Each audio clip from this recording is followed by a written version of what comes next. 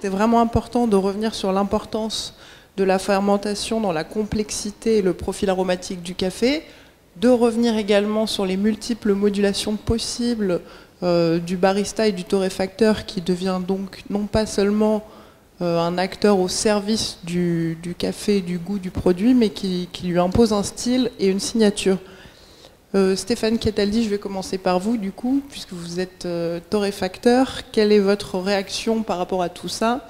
Quel serait votre style et quels sont les choix que vous faites, vous? Bon, en fait, ça marche. Ouais. Donc c'est déjà assez impressionnant de voir aujourd'hui tout ce qu'on arrive à faire.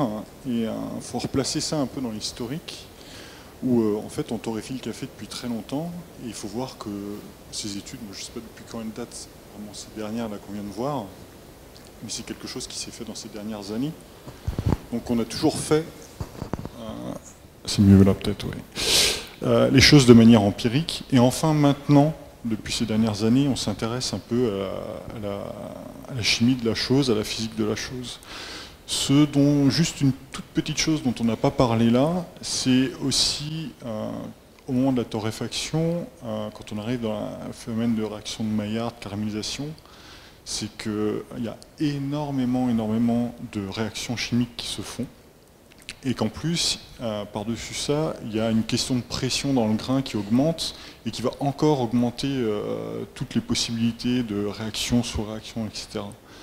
Donc c'est pour dire la complexité, déjà on l'a vu depuis ce matin en fait, environnementale, dans la terre, ensuite au niveau de la fermentation, du séchage, du transport qui aussi va poser des problèmes au niveau chimique, jusqu'à la torréfaction. On a une accumulation de complexité qui se finissent même en fait de la manière dont on va boire le café plus ou moins vite, de la façon de respirer.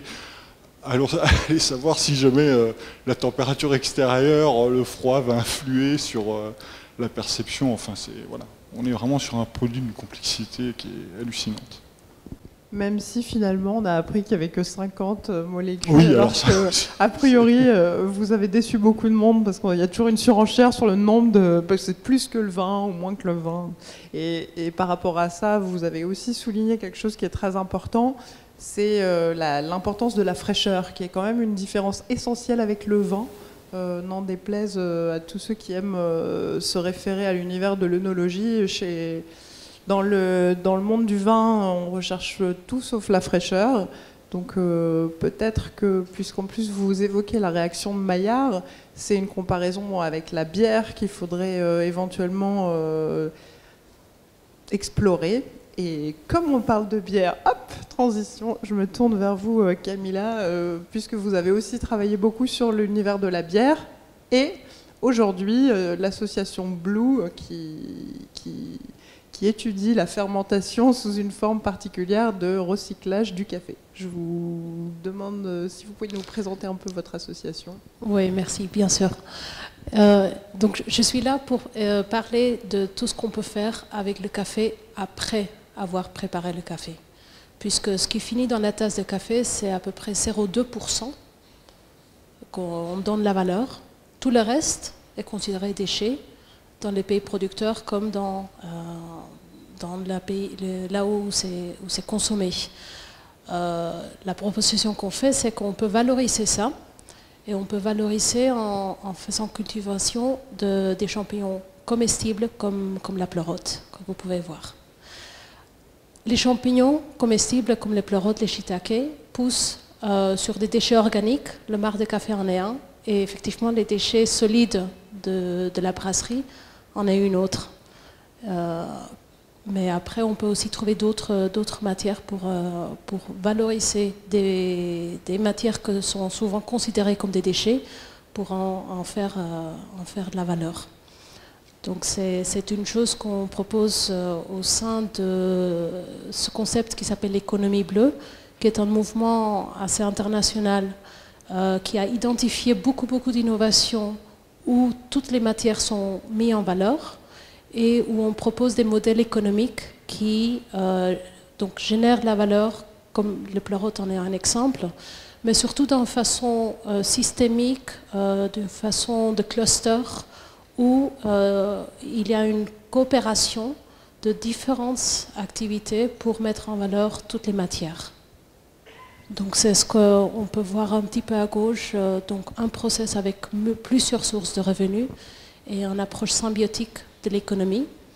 À la fin, quand on a donc mangé son omelette avec les pleurotes, on a le marc de café qui est surtout couvert, mais donc assez donc complètement pris par le mycélium. Ça, c'est un substrat qui peut servir peut-être plus que le marc de café tout court, que ce soit pour le compostage, que ce soit pour l'alimentation de bétail ou d'autres utilisations. C'est les enzymes qui ont été développées à partir du cellulose et d'autres systèmes complexes. Voilà, donc je pourrais parler peut-être beaucoup plus que ça. Et très simplement, puisque on a ici des gens qui font des calculs sur le nombre de grammes de café que jette un barista quand il fait ses réglages machines ou ses essais, comment eux ils peuvent par exemple participer à cette économie-là? Comment ça s'organise concrètement? Déjà en Europe, comme partout dans le monde, il existe un minimum 3000 initiatives de personnes qui cultivent les champignons avec les déchets comme le marc de café. Donc ça peut venir des bistrots, que ce soit parisiens ou aux Pays-Bas ou à Vienne, etc., où il y a donc la récolte du café, des déchets de café pour en faire des champignons dans le contexte urbain. Il existe aussi comme donc des entrepreneurs qui sont basés aux Pays-Bas où ils mélangent le marc de café aussi avec le reste de c'est la pellicule de la torréfaction de café. Ils ont la chance d'avoir un torréfacteur à 5 km de chez eux. Donc c'est vraiment, ça rentre dans les valeurs des économies locales. Donc à chaque fois, ce qui est intéressant, c'est comme c'est une technologie relativement nouvellement exploitée, ce qui est intéressant, c'est de pouvoir regarder autour de vous et regarder qu'est-ce qui pourrait être exploité. Des fois, c'est la pellicule. Si on est plutôt dans son aspect rural, ça peut être aussi la paille ou la sciure. Voilà, il y a différentes idées, différentes possibilités. Donc si effectivement il y a aussi des quantités de déchets importantes quand on a une production industrielle, le démarrage d'une ligne et l'arrêt d'une ligne, ce sont des très bonnes pistes aussi pour en faire des choses. Donc je suis cofondatrice d'un réseau international qui s'appelle le Mushroom Learning Network. Donc c'est fait avec les autres logos qu'on voit à gauche, Ecofungi, un PME qui a déjà 15 ans d'expérience scientifique et aussi industrielle. Et donc à Rotterdam, les amis à Rotterdam dont j'ai déjà évoqué, où on cherche effectivement à développer plus ces types de solutions et fédérer tout l'intérêt qu'il peut y avoir pour ça. Merci beaucoup. Alors je vais me retourner vers les chimistes. D'abord pour savoir si vous avez un avis par rapport à ce que vous en venez d'entendre. Et puis après, je me disais que ça pouvait être intéressant de... Alors c'est pas spécialement prévu, mais Noël Durand qui a parlé ce matin de tout ce qui est biotechnologie, et vous m'aviez dit que vous travaillez sur l'utilisation de levure pour la fermentation du café, mettre ça en perspective avec le travail d'affineur, qui est une deuxième fermentation. Et pourquoi pas comparer ça aussi avec d'autres univers. Je crois que vous travaillez aussi sur le thé et sur le vin. Donc voilà, si ça peut générer des échanges entre vous, et puis après on va se tourner vers la salle.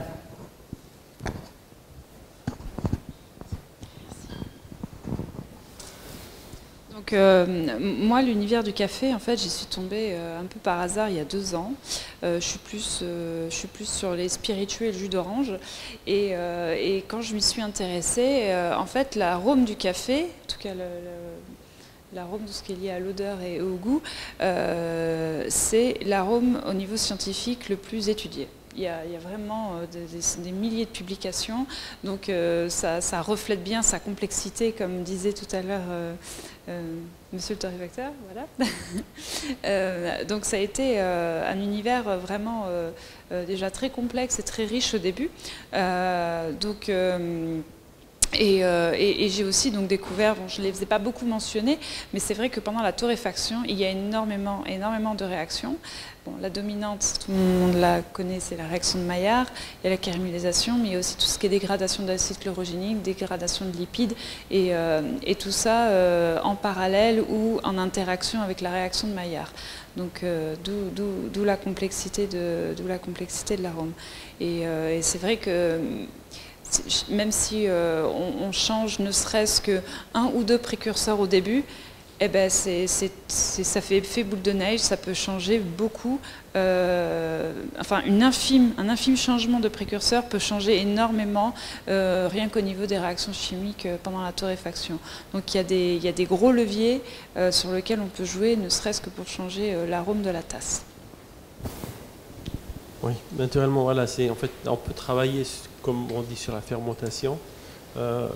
Personnellement, je n'ai pas vraiment étudié la fermentation dans le café parce que je pense que c'est un élément actuellement très peu utilisé et très peu, le levier carrément est petit. On peut beaucoup... Okay. On peut certainement le développer dans l'avenir. Mon focus est vraiment d'utiliser les aspects technologiques et d'améliorer l'art du barista dans tous les éléments qu'il a dans la main pour l'exploiter. La fermentation est surtout quelque chose qui va dans le café vert, qui est important et qui en fait il y a encore un très grand besoin d'études à mon avis. On ne sait pas vraiment l'effet. En tout cas, on voit que c'est un sujet qui est quand même relativement à la mode, ne serait-ce qu'avec le retour de tout ce qui concerne la bière. On en avait discuté aussi, les gens qui se mettent à faire leur bière chez eux, etc. Enfin, la fermentation est un sujet brûlant et à la fois incontrôlable. Et puis, on voit que dans d'autres domaines, par exemple le cacao, il y a certaines marques qui essayent de refaire une double fermentation sur leur propre fève de cacao pour voir ce que ça donne. Alors, c'est pas du tout les mêmes techniques que vous, mais c'est intéressant de voir que la fermentation, qui est un processus qui développe des arômes, est de plus en plus exploité. Est-ce que la salle a des questions? Bonjour. Je vois qu'on parle beaucoup d'arômes avec la fermentation et la torréfaction, mais je pense que pendant tout le temps que le grain de café, la cerise s'est fait pendant plusieurs mois, il y a un autre facteur qu'on n'a pas encore parlé. Je pense qu'il y a non seulement l'espèce de café, la hauteur, la densité, il y a la composition de la terre et puis il y a la biodiversité. J'ai l'impression, en me promenant chez les minorités ethniques au nord du Vietnam, j'ai l'impression que le café qui est planté parmi les pruniers ou les arbres fruitiers ou toutes les plantes qui sont tout autour influencent sur l'arôme du café. Parce qu'il y a l'abeille qui butine des fleurs comme ça et qui influence forcément sur la graine de café. Notamment, j'ai goûté beaucoup le miel de fleurs de café. Et quand on mange le miel de fleurs de café, on sent vraiment la fleur de la cerise. Et je pense que tous les cafés qui ont été fabriqués par ces minorités, quand on le goûte bien, on sent bien qu'il y a, par exemple, si autour ils plantent la prune, on sent un peu vraiment la prune ou bien certains fruits ou certaines fleurs. Donc la biodiversité influence beaucoup aussi dans la graine avant que vous puissiez fermenter ou torréfier pour sublimer tout ce qu'il y avait dans la graine. On ne peut pas ne pas parler de tout ça parce que sinon la graine n'est pas restée standard comme partout, comme pareil. Je vais vous laisser répondre. Ça aurait pu être une question pour ce matin aussi, puisque c'est un des sujets principaux qui a été abordé à la première session. Je ne sais pas si vous étiez présente, mais c'était plus pour la session produire. Est-ce que quelqu'un veut répondre? En fait, très vite, hein, il y a en fait des cultures, il y a des pays comme le Brésil qui ont des monocultures et des pays comme l'Inde où les cafés sont plantés au-dessous des arbres dans des cultures très indigènes, même dans des régions protégées où il y a une végétation totalement protégée que le paysan n'a même pas le droit de couper. Et maintenant de faire la différenciation, quel est l'effet qui fait que la qualité du café est différente est très difficile scientifiquement à faire. Mais il y a aussi tout simplement l'amour avec lequel le paysan travaille son terrain va beaucoup influencer. Et je pense que c'est très difficile de dire l'influence des plantes qui sont autour sur la qualité du café. Peut-être qu'il y a des travaux scientifiques, mais je pense qu'il y a tellement d'autres facteurs qui interviennent de dire que parce qu'il y a une plante, il y a des fruitiers à côté, ça a une influence sur la qualité du café à côté. C'est peut-être c'est plus complexe à mon avis. On a une autre question là-bas. Bon, j'ai plusieurs questions. Tout d'abord, je reviens à la partie technique tout à l'heure sur les 6 secondes autour de la gestion des molécules. Pour monsieur, c'était la gestion de la pré-infusion au départ ou les 6 premières secondes du premier jet? C'est une question. En fait, quand vous faites un espresso, ça dure. En fait, si vous faites un bon espresso, ça doit prendre 6 secondes jusqu'à ce que les premiers gouttes viennent. C'est la profession, ça. Là, c'était lié à ce que vous nous avez montré sur la machine. L'espresso, voilà. Sur l'expresso, c'est la gestion l'étude que vous avez faite, c'est la gestion sur l'évolution de la gestion des molécules. C'est au niveau de la pré-infusion des premières 6 secondes ou c'est au premier jet après la pré-infusion? Non, en fait, si on parle de pré-infusion, je n'ai pas utilisé le mot de pré-infusion. En fait, dans le Dalla Corte, il y a une petite pré-infusion automatique. Et c'est pourquoi on voit, en fait, avant que les premiers gouttes arrivent, on voit déjà un petit peu des odeurs sortir du portafilter. C'est pourquoi il y avait des molécules qu'on voyait déjà avant, sans qu'il y avait même un goutte.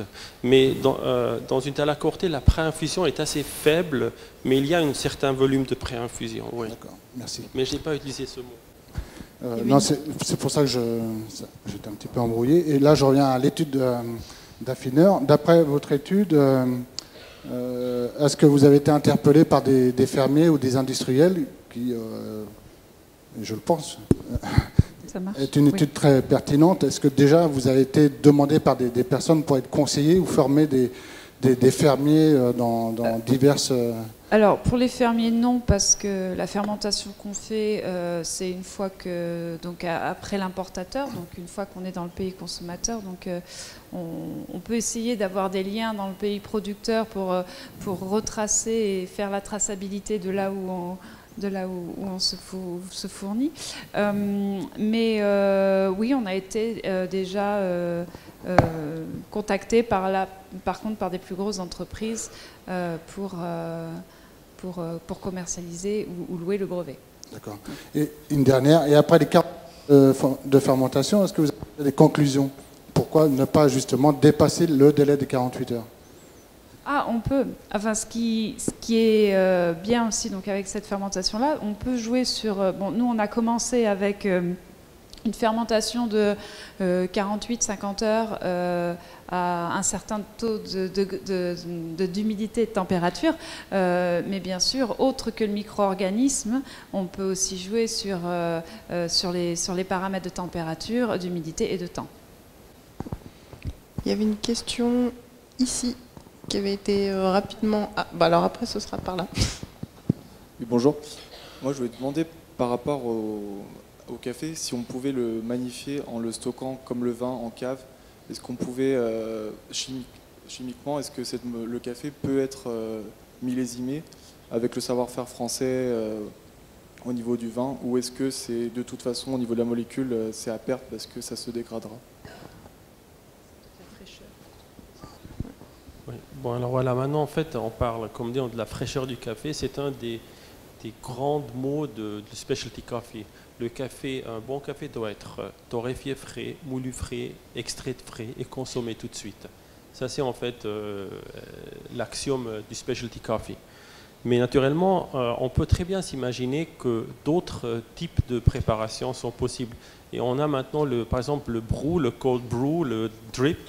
C'est des cafés qui n'ont rien à faire avec l'aspect fraîcheur. Si on prend une nuit entière à faire un extrait de café liquide et on le garde dans une bouteille, il y a maintenant d'autres dimensions sensorielles qu'on est en train de découvrir qui n'ont rien à faire avec le café expresso. Là, on parle d'un espresso. L'espresso, à mon avis, il va toujours rester frais.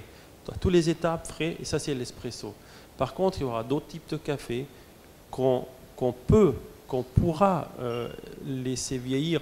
Je veux aller à l'extrême, je veux dire, je sais qu'on est en train de travailler sur des cafés solubles specialty.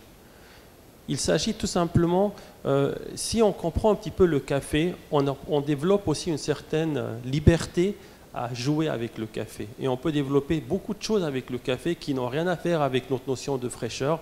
Le produit est beaucoup plus large qu'on est en train de l'utiliser aujourd'hui.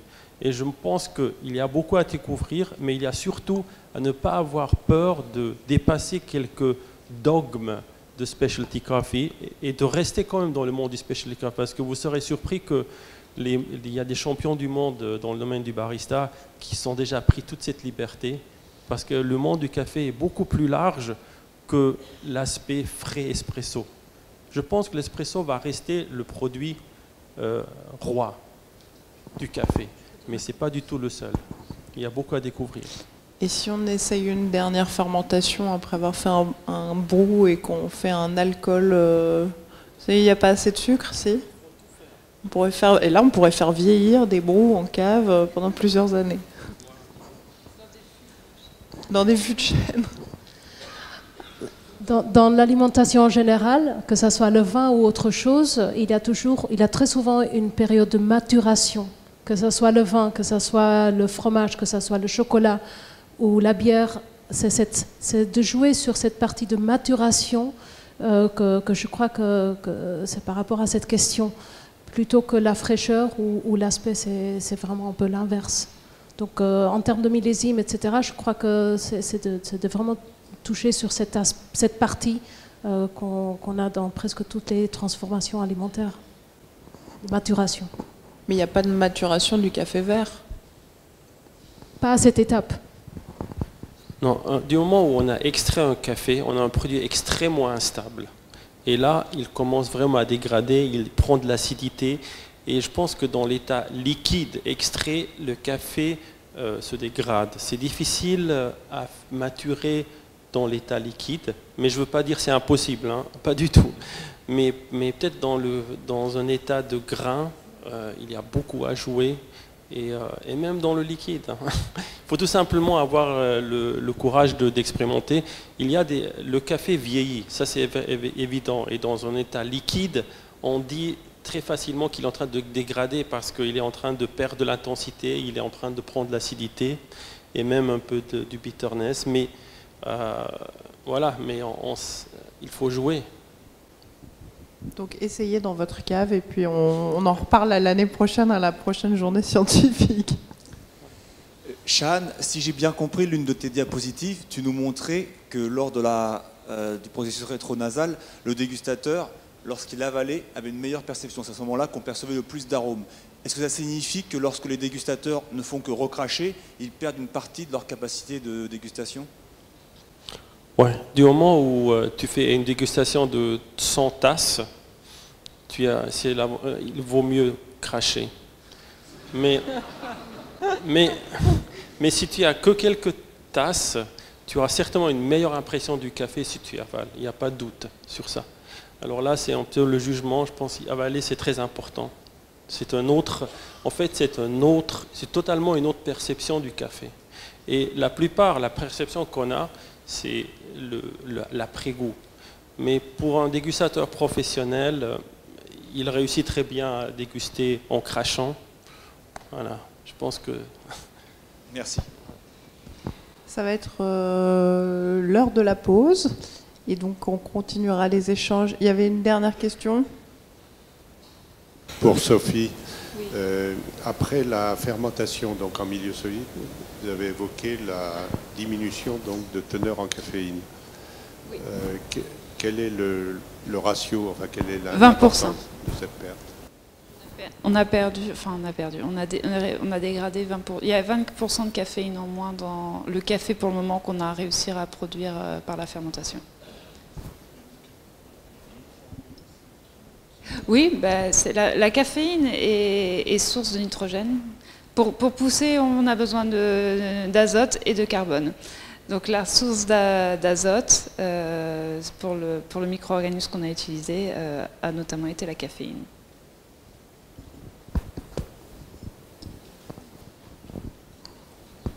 De quoi? Non, il y avait une question cruciale qui ne pouvait être posée que maintenant. Non, c'est bon. Bon, alors je vous remercie beaucoup pour votre attention et puis à la prochaine session.